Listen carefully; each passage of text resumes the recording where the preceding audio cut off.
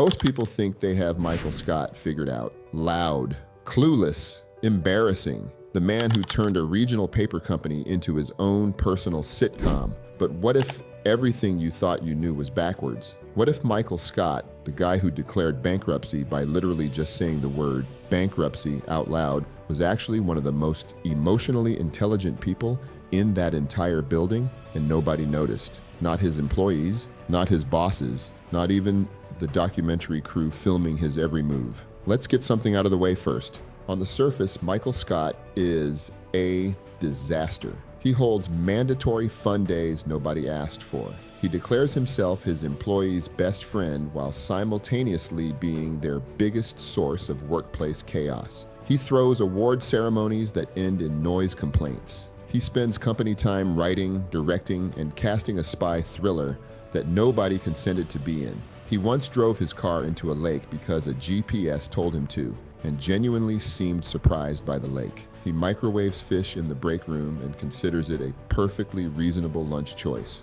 For years, the joke is always the same. Michael doesn't get it. He's too loud, too needy, too much. Every episode hands the audience another reason to cringe, another moment to shake their head, another reminder that this man should not, under any reasonable corporate standard, be managing other human beings. His own HR rep has essentially built a career around containing the fallout. Corporate has tried to replace him, retrain him, and quietly move him sideways more times than anyone can count. But here's what we actually miss if we're too busy laughing.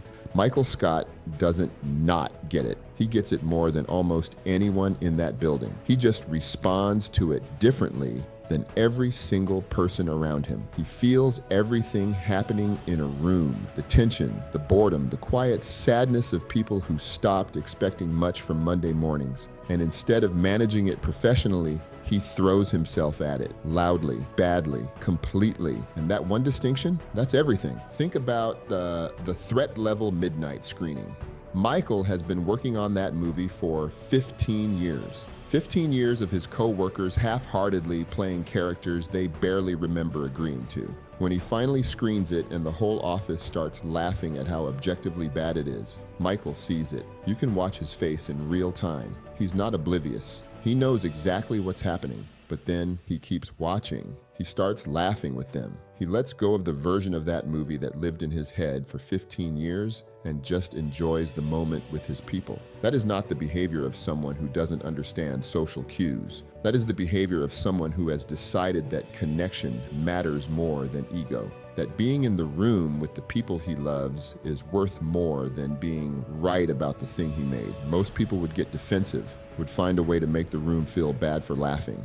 Michael does the opposite. He joins them every single time. Now compare that to everyone else. Ryan burns every relationship the moment it stops serving him. Charles Minor walks in technically competent and emotionally absent. Even Toby, people who understand professional norms perfectly, who never embarrass themselves, who know exactly when to laugh and when to keep their face neutral. But they spend every episode protecting themselves, keeping distance. You could work next to those people for a decade and never actually know them. Michael doesn't protect himself, ever. What looks like cluelessness is actually radical vulnerability. He never built the walls everyone around him spent their careers perfecting. He never learned the professional trick of being physically present while keeping the real version of yourself safely locked away. And in a world that rewards people for hiding what they feel, that looks insane, but it's the only honest thing happening in that building most days. Dunder Mifflin Scranton is, by every corporate metric, a branch that should have been shut down years before it was.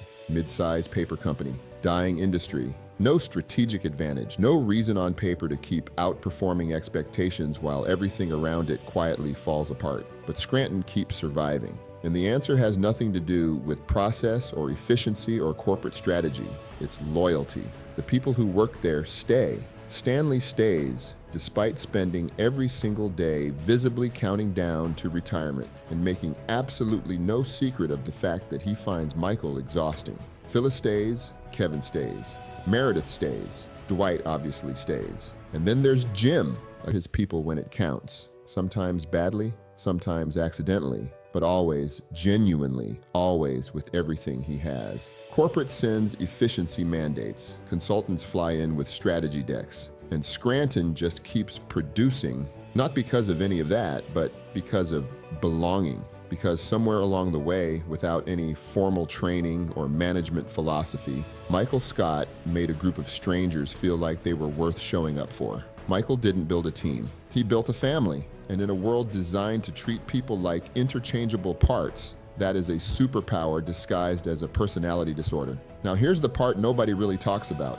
Michael's entire personality, if you're the need for attention, the desperate craving to be liked, the way he turns every professional moment into a personal one, all of it points to one uncomfortable truth. This man is profoundly lonely, and the writing knows it. There are moments across every season where the cameras catch Michael alone, just sitting, not performing, not doing a bit, just a person in a quiet room waiting for someone to notice he's there. Those moments are played for laughs, but if you sit with them for 2 seconds, they're not funny at all. They're the clearest picture we ever get of who Michael actually is underneath all the noise. He buys a condo too big for one person. Michael is forced to choose between protecting himself and protecting someone he loves, and without hesitating, without negotiating, he chooses to protect them, even when it costs him, because he would rather lose than hurt someone he cares about. That's not a character flaw, that's a character. The dark truth isn't that Michael Scott is broken. The dark truth is that Michael Scott is the most loving person in that building, and then because he couldn't package it in a professionally acceptable format, everyone around him spent years treating it like a punchline. The finale makes all of this impossible to ignore. Michael comes back for Dwight's wedding. He doesn't hijack the moment. He doesn't make it about himself. He just shows up, older, quieter, clearly happy, and says 4 words that hit harder than anything else in the entire run. I can't believe you came. And then he's gone. No monologue, no big speech, no redemption arc. Just a man who spent his entire career being told he was too much, standing at the edges of a wedding for someone who genuinely loves him, completely overwhelmed that anyone would want him there. He never changed. We just finally caught up.